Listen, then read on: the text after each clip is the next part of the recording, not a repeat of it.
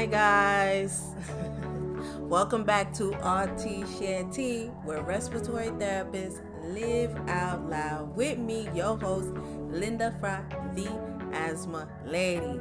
Yes, thank you so much for coming back, and thank you to anybody new listening to my podcast. And know that we are here every Wednesday at 6 p.m. Eastern Time on Google Podcasts, Anchor, Spotify, most of your places where you can find podcasts. And we are also on YouTube every Thursday at the similar time. Okay, guys? So thank you so much for tuning in today. And know that today is World Asthma Day. Yes, you are here with the Asthma Lady on World Asthma Day. And the month of May is Asthma Awareness Month. So know that this is the month where we advocate for those with asthma, and we spread asthma awareness, and share resources and those type of things to help those with asthma is a very expensive problem for the country, and unfortunately it does affect those that are in that have social economical issues and minorities. So we want to share the education and the knowledge to help those in need. Okay, guys, so thank you so much. I want to say thank you to everyone that attended my Asthma Education with Passion presentation with Icon today. We got 600 plus respiratory therapists to sign in, and I'm so always so flattered when folks tune in to hear me speak on these topics. And I hope that what people get from my presentation is to know that they don't call me the asthma lady because I know everything about asthma. This is not true. What it is that I hope folks feel the passion and the that I what I'm doing is I feel like this is my purpose, and that it's not an accident that I speak on what I speak on, and why I do what I do. So I hope I inspire people to pick jobs where you're not just chasing the check, but you actually care about what you're doing, and that the work that you do matters. Okay, guys? So I just wanted to mention that. Also, I want to say happy early Mother's Day. I believe this weekend is Mother's Day, if I'm not mistaken. And I'm excited about that because this is going to be my first Mother's Day with baby Logan. He was too young last year. So this year, he just hit one. So I will be getting to really celebrate Mother's Day with the baby and the hubby. All right. So happy Mother's Day to you guys all.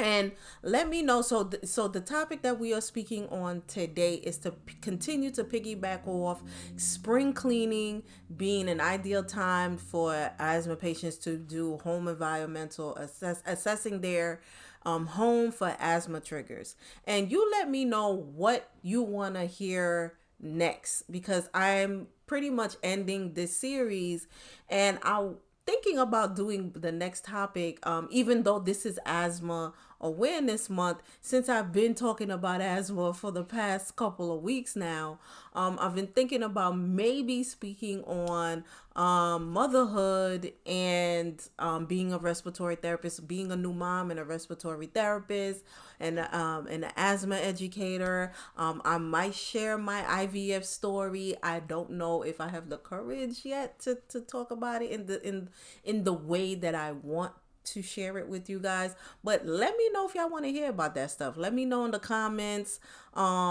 if that is of interest to you guys, because sometimes I feel like an idea is like, oh, I want to talk about this, and maybe you guys don't care. So just let me know. All right, in the comments.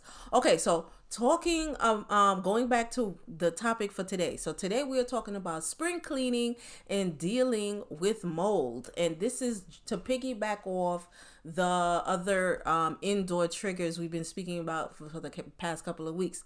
So last week we spoke about spring cleaning and removing possible pests that could be in the home, and that might be dealing with roaches or cockroaches or mice or rats. And know that what what I try to do is remove the stigmatism behind dealing with a pest like roaches and mice and rats, because this is the reality of it, especially in places like the city, like New York and Jersey, where you can have folks that live in multifamily housing. And it is unfortunate where if your neighbor has roaches, you may have roaches, and your place can be clean and you might be tidy, and it's just unfortunate that you still have to deal with these things. So we want to start to remove these stigmatisms where people can talk about, yes, this is a problem and I need help. We want people to admit that this is happening in the home, and that they ask for help. There are resources out there that potentially can help you deal with this issue. So, but anyway, today we're talking about dealing with mold. Okay, guys. So when it comes to, once again, spring cleaning, we're like, okay, this is the ideal time to clean. Now, mold, when it comes to mold, still to this day, we do not know how much mold affects a patient's asthma. So we don't know, we can't tell you the exact number of mold or how much percentage of mold needs to cover the wall or the floor that really affects someone's asthma. But what it is, but what we do tell patients is, when you notice mold, or sometimes you can even smell it, that musty smell, we tell patients to take care of that problem ASAP. ASAP. Because a small mold problem can become a very big problem real quick. And it is an expensive problem. You know, it's a big headache. So what we tell folks with asthma is to look for any leaks. So if you notice that you have a leaky pipe, please let let the super in the building, or the owner, the landlord, know right away. Listen, there is a leak. And this, in the under the kitchen sink, the refrigerator is leaking, under the bathroom, because this is going to cause mold. And mold, like I said, is not easy to remove. So you want to make sure that these areas, the bathroom, the kitchen, that there is no dampness. And so what we like to tell folks is, after, when they shower or bathe, make sure you run the bathroom ceiling, the fan, or the exhaust, the fan in the bathroom, if you have one.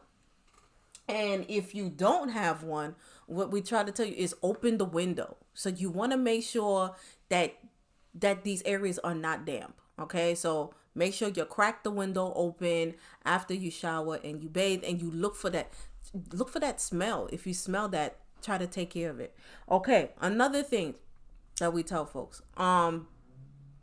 do not use bleach to clean this. And there are folks that use bleach to try to get rid of mold. Now, bleach is another trigger for asthma. It is a strong chemical that can trigger someone's asthma. It has a strong smell. For example, I have asthma. I do not have persistent asthma. I have intermittent asthma. So my asthma does not bother me. But the smell of bleach and strong cleaning supplies does cause a problem for me. I start wheezing and coughing and all of that. I cannot smell it. So things like Fabuloso and Mr. Clean, like really strong cleaning supplies, does trigger my asthma. Okay, so we strongly do not advise to use bleach to clean. What we advise to use is like a scrub that you can create on your own, and it's made with borax, Borax. It's like a powder. It's a less harsh chemical that you can use together with like a lemon and salt. And so you can make it yourself. And we give this to patients. So it's a baking soda, borax, and white vinegar. So you put this together and you put it in the spray bottle, and you can scrub it. You can scrub the mold area and let it dry. You have to make sure the area dry, or you just causing the problem to get worse. Now, we do not want the patient, we do not want the person that has asthma to actually be the one cleaning the mold. So if you can, I know this is not a luxury that everyone has, but if you can ask somebody else to help you clean the mold that is forming in the bathroom or in the kitchen. We prefer it not be the person with the asthma, because once again, we do not know how much mold it, how much mold is actually the trigger for the asthma patient, right? So that is one of the tips. And we also have, and I have it here, is a mix paste of lemon juice and salt with white vinegar, and you create a scrub with that as well. So you put it with the salt, and you just rub that right in wherever the mold is, and hopefully it is not a large area, it's just a small area, and you can remediate the problem quickly with that scrub. And remember to allow the area to dry.